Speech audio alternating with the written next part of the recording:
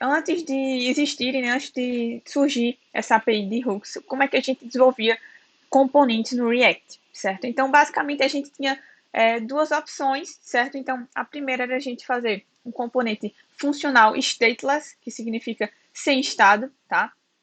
A gente faria esse tipo de componente, mas a gente não conseguia trabalhar com estados nele, né? Então a gente só tinha como trabalhar com as props, com as propriedades daquele componente, tá? E a outra opção era a gente trabalhar com componentes de classe. Nesses a gente consegue trabalhar com os estados do componente, né? Então a gente poderia trabalhar tanto com estados quanto com as props, tá? Então nesse componente de classe era onde geralmente a gente faria, trabalharia essas duas opções dos componentes, tá?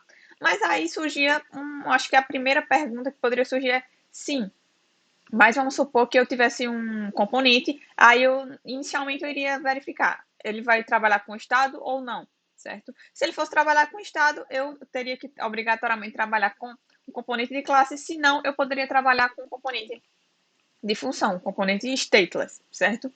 Mas se por acaso eu tivesse alguma alteração, né, na aplicação e eu tivesse que trabalhar com o status naquele componente que inicialmente eu defini ele como funcional. E aí, né? Eu teria que reescrever todo aquele componente, tá?